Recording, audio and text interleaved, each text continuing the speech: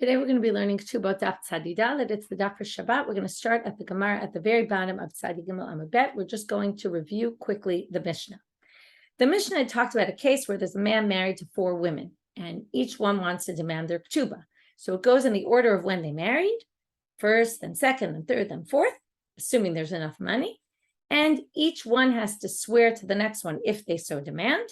The second one says to the first, before you take your field, because maybe the second one wants the field that the first one took, before you take it, promise that you didn't get any money during his lifetime, and then she can take it after she swears. The third one can make the second one swear, the fourth one can make the third one swear. The fourth one doesn't need to swear because to who is she going to swear? However, Ben Nana says, what are you talking about? We're gonna give her a reward because she was last, and she excuse me, and she won't have to swear. That's crazy. She also needs to swear, to which the Gemara is going to try to figure out what's the machloket between Tanakama and Ben Nanas. We're going to have 3 different interpretations. Amar Shmuel. Shmuel says, and both Shmuel and the next interpretation are both going to say that the case is where one of the fields was stolen.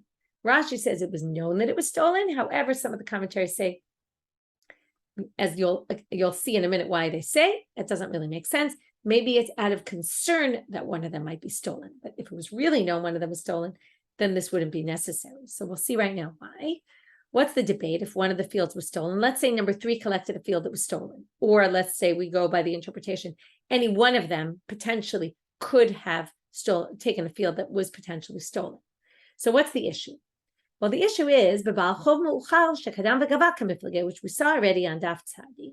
Right? We have, I owe money to 2 different people. One of them I owe in January, the other I owe in February. The one for February comes and demands the money first. The machloket is the machloket for that issue, which is, Tanakama savar masha gava lo gava.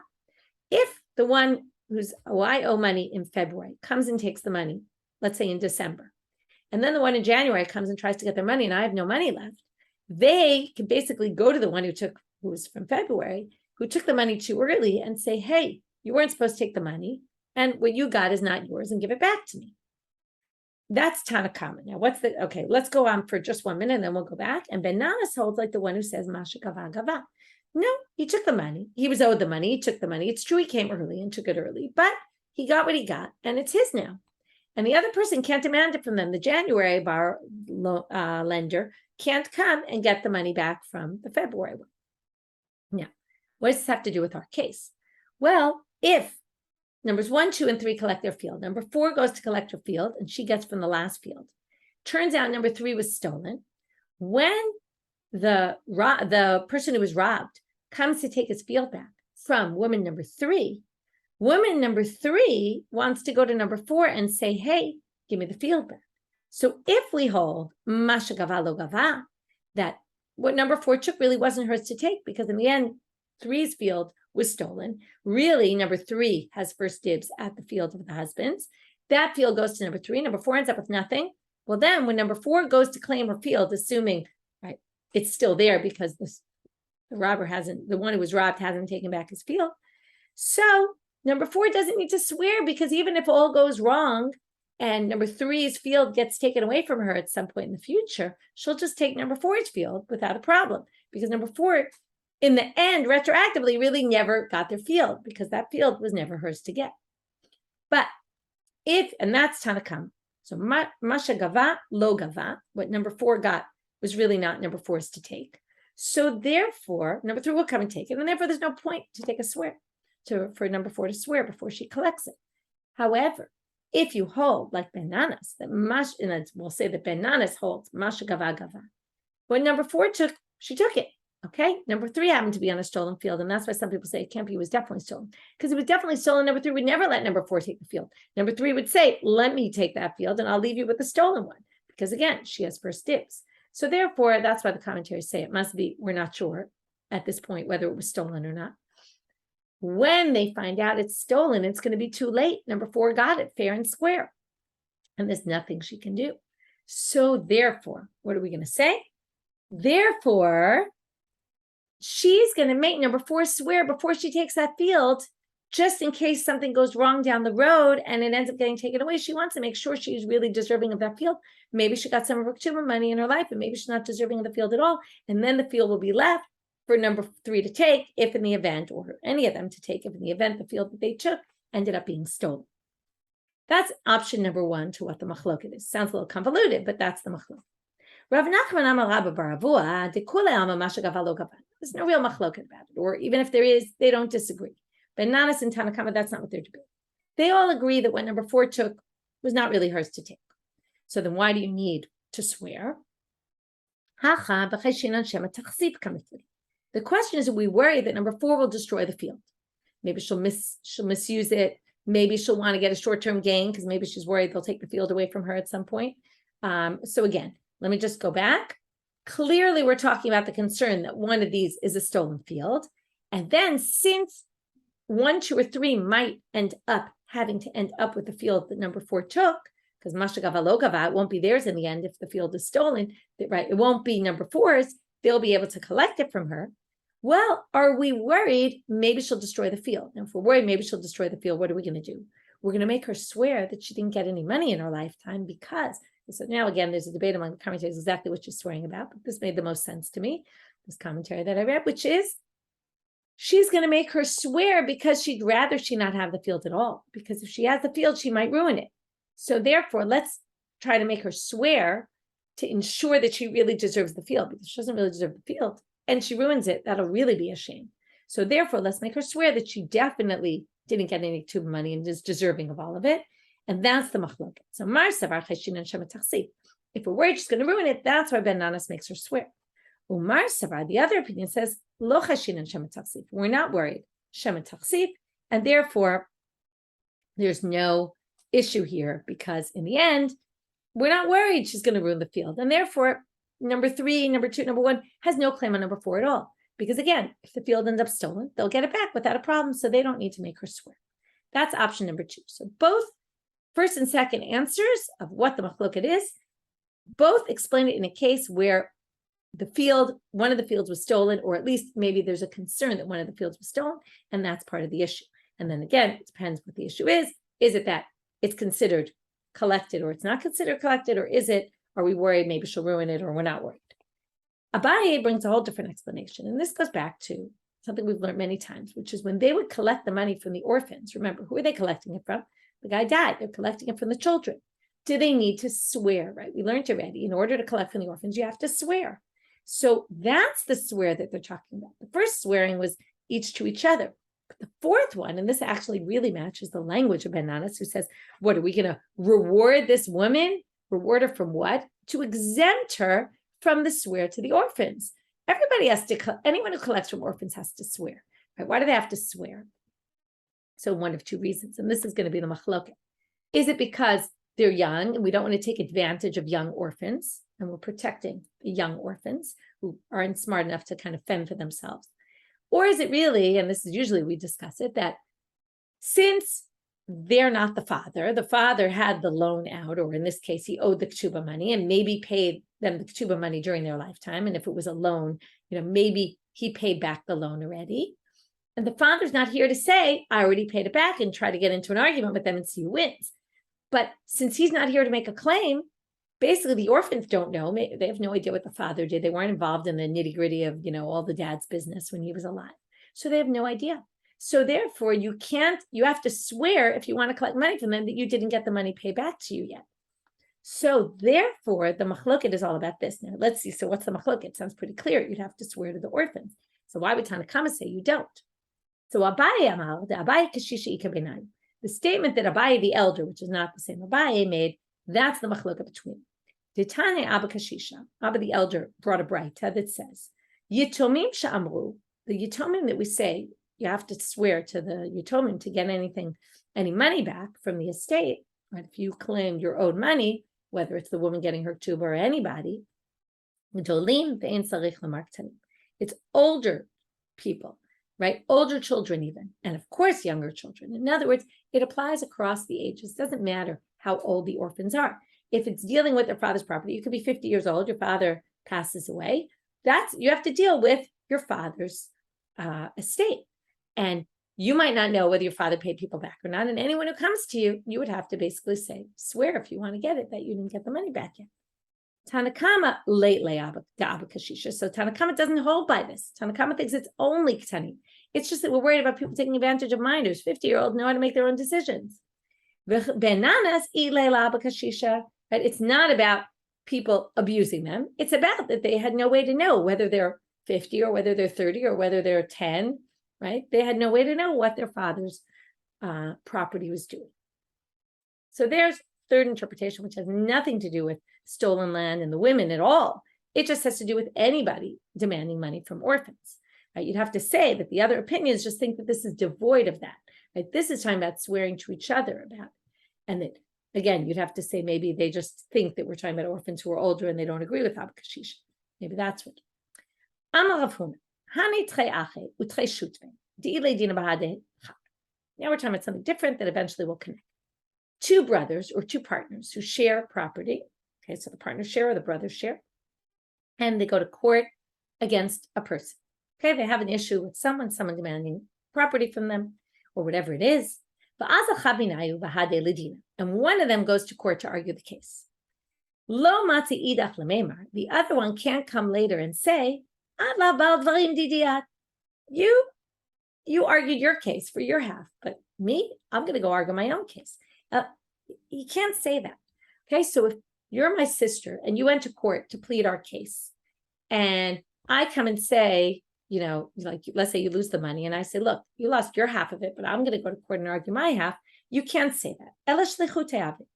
My sister worked as my messenger. She went to court on both of our behalves. So she was basically my messenger. I can't go claim, oh, I could have made a better case, and I'm going to go make my case in court for my half. That's what Rav Huna said. Rav Nachman got to Surah, and Shailinu, ki gavnamai. They asked him the same thing. What would you say in a case like this? Amar lahu matnitu. This can be learned from the Mishnah. Let's go back to the second part of the Mishnah. After the first part that we already dealt with, the Mishnah says, if all of them they all got married on the same day, if you have the earlier contract, you get it. And that's what they would write in Jerusalem. They would put in the hours of that, and therefore even 1 hour before you would win. But if it was all the same hour, they would have to divide it equally. So now, total mistake on my part. It's not this part of the Mishnah yet. We're getting there soon. Sorry. That's a good intro to the next section. I was trying to think in my head what's the connection, and I just got confused, and then I said, oh, that's not it. It's in the beginning part of the Mishnah. What did it say in the beginning part of the Mishnah? It's not for naught that I did this, because we will need that intro for the next section. So if you're married to 4 women, what did we say? The first one swears to the second one. The second one swears to the third. The third one swears to the fourth. So now we say the following. Now, it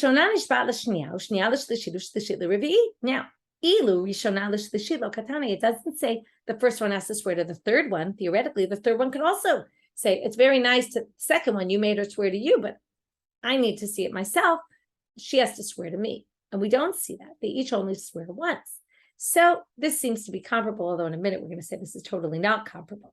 To which the Gemara rejects this proof and says, so in the end, just to point out, Rav Huna and Rav Nachman say the same thing, which is the second brother can't come along and say, you didn't plead my case, because of course he acted as his messenger. To which, just like here, the second one demanded a shvuah from the swearing from the first one, and that holds also for number 3 and number 4 as well. To which the Gemara says, Midame, those are not similar. Hatam shvuah le'echad u'shvuah le'mea. It wasn't like there was a court case and somebody pleaded their case and they did a poor job, and the one wants to come and say, I want to do a better job. But here she made her swear. In the end, woman number 1, wife number 1 swore. A swear is good for one person. It's good for 100 people. If the third one made her swear, she'd say the exact same thing. The shvuah that she made should apply to should be relevant to any of the sisters. It's a woman swearing. It doesn't matter. It's not like an argument in court. I could have argued the case better. So therefore, that's when shvuah lechad, shvuah lemea. Once she swears to 1, it's like swearing to 100. But here he could say, Ilu ana havai, if I were there, ta'anina tfei, I could have made a better claim. So even though the Gemara doesn't say you could do this, it seems to be indicating that there's some debate about it. Okay, what they're really saying is there's no proof in the Mishnah to this law. But theoretically, they're raising the possibility that maybe you could make a claim. I could have argued my case better. But the Gemara says, even if you're going to say this, that you could claim a claim like that, only under certain circumstances. Lo amaran ela de lo ite b'mata. It's only if he's not in the city. If he wasn't in the city at the time of the court case, aval ite b'mati b'aylen amete. You should have come to court. You can't come after the fact and say, oh, I didn't mean for you to be my lawyer. I should have argued it myself. If you were in the city and you totally could have come, why didn't you come and show up to court?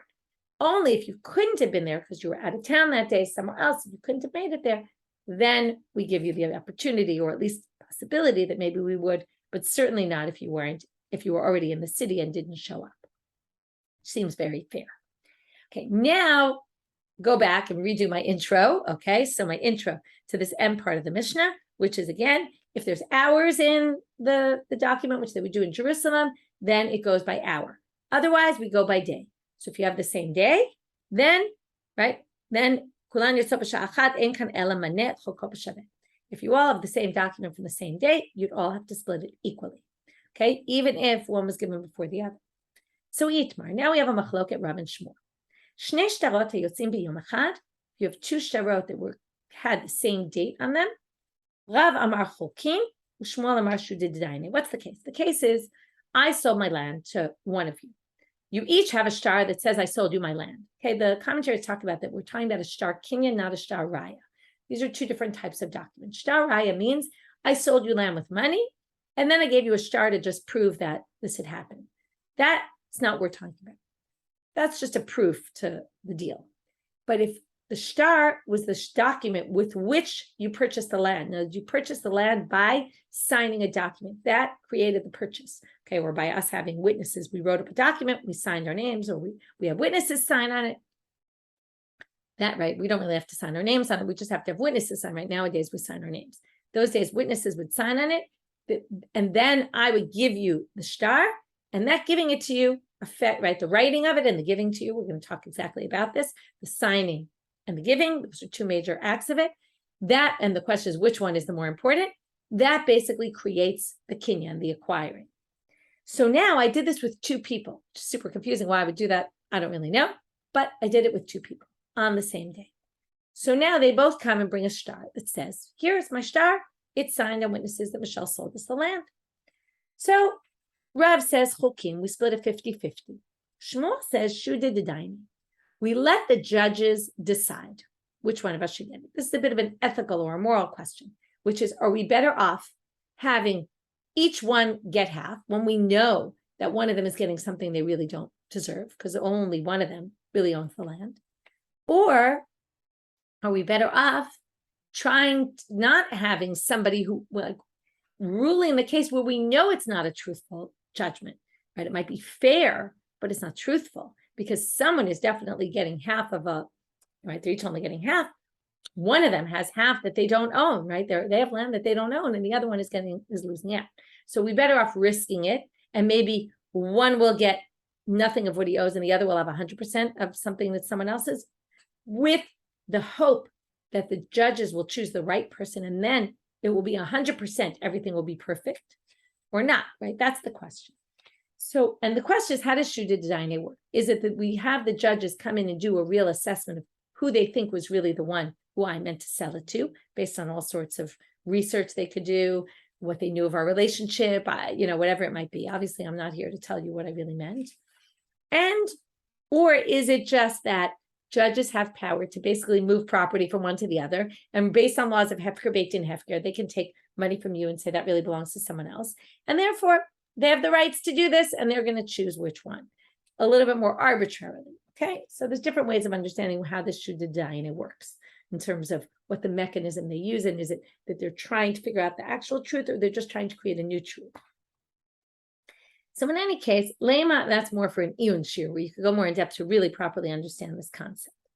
Lema Rav d'amar k'Rabbi Meir, ta'amar edei chatim akarti. So now we want to figure out what's the machloket Rav and Shmuel. So the first suggestion is they debate this classic machloket that appears all throughout Masechet Gittin, which is Is it the ones who sign the get that make the get are the critical ones, or is it the giving of the get, and the witnesses who watched him give her the get? Okay, so Rabbi Meir says it's the witnesses on the document. So therefore, let's look at the situation. You have a document and you have a document. They both say you bought it from me, and it's both dated the same day. So you both have equal rights to it, because the main thing is the signature, okay, and the document. You both have a totally valid document. Shmuel, who says we're going to go with only one of you, is because Damar Rabbi Elazar, Damar Edim Sira Karte. Rabbi Elazar says writing the document doesn't mean anything. It could be I wrote both documents and I was planning to decide later which I was going to give it to, and I gave it to one of you, and then I gave it to the second one. But once I gave it to the first one, I didn't own the land anymore. So since it's the Masira that makes it all happen, once I handed it to you, then when I gave another document to your friend, that was a totally invalid action. It meant zero. So your friend has zero rights to it, and you have all the rights to it. The question is, we just don't know who's you and who's the friend, which one got the first one. And that's why we do a Shiur de Daine. But really, only one of you has any legitimate claim. We just don't know which one has the legitimate claim. To which the Gemara says, look, that's not the machloket, although in a minute we're going to come back to this and say that was the machloket, but we're going to try a second attempt. Everybody holds like Rabbi Elazar. Now, what did I tell you? Well, it's true that only one of you got the land. We still don't know which one of you. So the question is, it's true only one of you owns the land, but the question is, how do we decide? Are we better off deciding by the mechanism of Yachloku? Better just split 50-50 because we don't know who's right. And Shmuel savar shuda de daina adif. And Shmuel says, no, better to go with the judges assessing who they think is more right. So now the Gemara says that all sounds fine and well, but you can't possibly say that Rav holds like Rabbi Elazar in this kind of a case. Why? We have this whole statement that Rav Yehuda said in the name of Rav, and then in the name of Shmuel, and then it will be clear what Rav holds about this. Rav Yehuda said in the name of Rav, we pass him like Rabbi Elazar when it comes to get. When it comes to get, it's the handing over of the get to the woman that's important, and the witnesses that watch them. But when I told Shmuel what Rav said, Amar af b'shtarot, he said even in other documents, not just get, other documents as well. From here, what can you infer about Rav? If only Shmuel said, yes, it's true for other documents as well, and Rav said only by get. From there, you can assume that Rav held that when it came to regular documents, we don't say that. And therefore, it must be he doesn't hold like Rabbi Elazar when it comes to documents like this. Because our documents are regular documents, they're not divorce documents. So going back to square one, Rav must hold like Rabbi Meir, Shmuel must hold like Rabbi Elazar. Now the Gemara is going to bring a contradiction against Shmuel from a braita, and we're going to have two different explanations. Sounds like exactly our case. You have two documents saying the same thing, right? Same date. We split it 50-50. Tiyuv to Shmuel. That goes perfectly against Shmuel. So first answer, that's easy. That's Rabbi Meir. Yeah, it's true, this braita against me, but we already know it's a machloket tanaim. Rabbi Meir, Rabbi Elazar. Who holds what? This one holds like Rabbi Meir. That matches Rav, because Rav holds like Rabbi Meir. I hold like Rabbi Elazar. The problem is that the continuation of that braita doesn't work for that theory. Rabbi Meir, ema seifa, katav le'echad u'masar le'achel.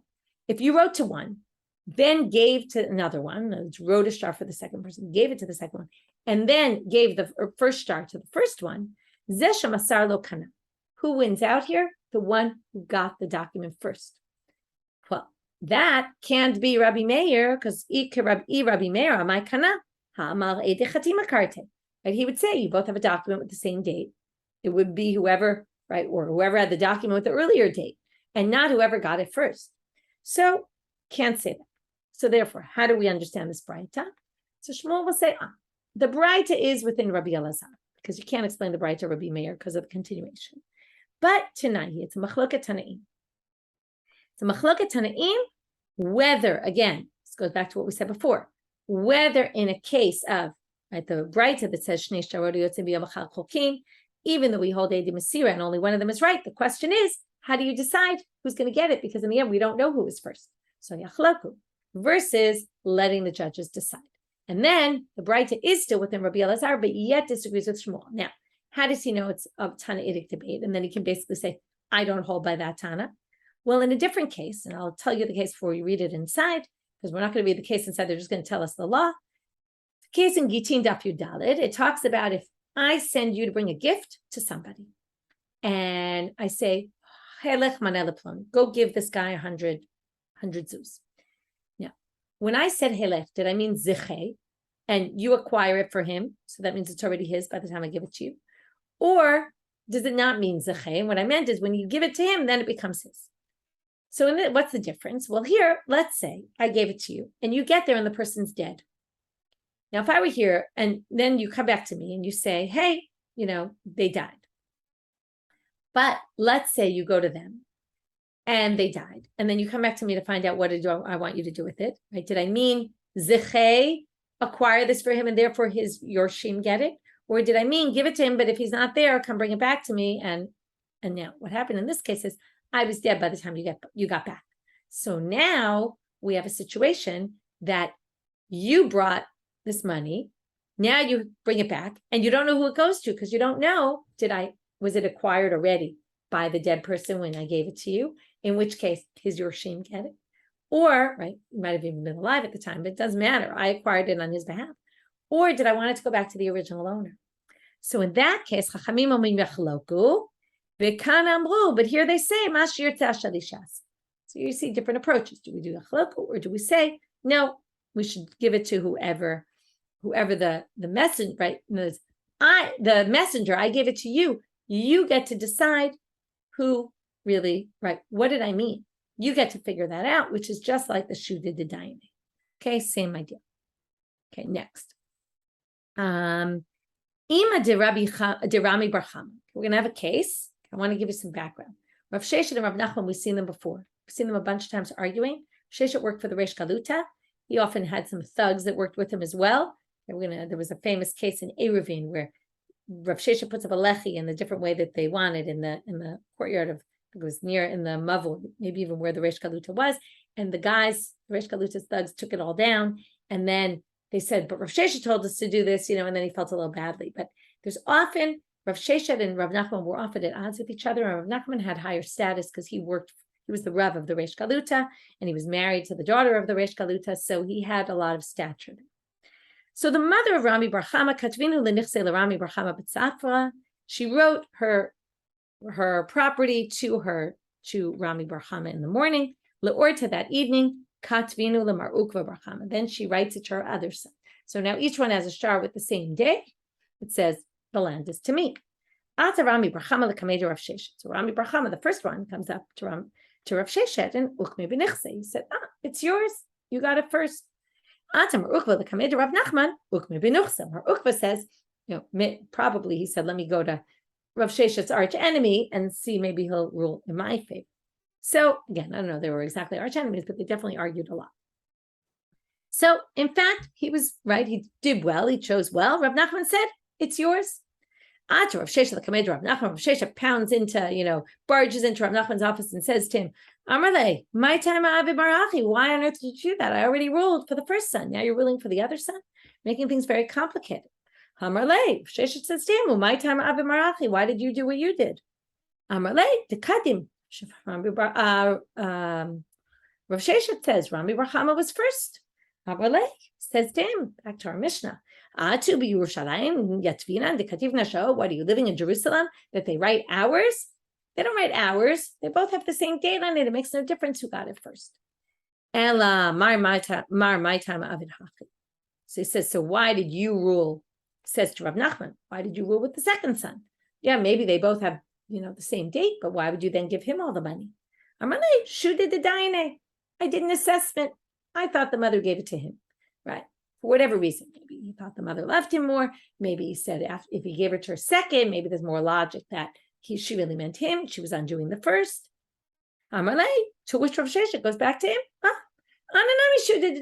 I also assessed that the mother must have assumed she was giving it to Rami bar Chama. She gave it to him first. Must be she wanted him to get it. Now, what's the problem with Rav Sheshet? He didn't start with Shudi D'Daina. He only said that after, right? He tried to say he was first. Then once that didn't work, he changes his tone. So Rav Nachman doesn't like that. So Amarle, Nachman says back to him, I got two issues with what you just said. Chada, da'ina dana, umar lav dayana. Firstly, I'm a judge and you're not a judge. He really puts him down. Right? He says, you might be a Talmid Chacham, you sit in the Beit Midrash, but you don't have a court. I have a court. I work for the Reish Galuta. I'm in a position of prominence. You're not. Ve'od, me'ikara la b'torah hachi atit la. You didn't come to this in the beginning with Shudid Daine. You want to shoot me this Shudid Daine, just like I said, that you disagree with me. But it's not like that was your claim from the beginning. You switched claims in the middle because your first one didn't work. That already, you lose a lot of credibility. Last story for today. Hanu Treshtari, the Atu the Kameder of Yosef. Two documents were brought in front of him for the same land. One said the 5th of Nisan. One just said Nisan, and Nisan could mean the 1st of Nisan, could mean the 29th of Nisan, it could mean any other date in between. So what do you do? He said the one who has the 5th has more rights to it. The other one said, what, you're going to make me lose? I don't understand. Maybe I'm the 1st of Nisan. You have the lower hand. Why? You don't have any proof. And furthermore, it could be that you're really only on the 29th of Nisan, and therefore he has an earlier date than you do. This conversation is going to continue, and we're going to see the continuation of this in tomorrow's Shiur. Wishing everyone a Shabbat Shalom, and with this we will end today's class. Or Shavua Tov.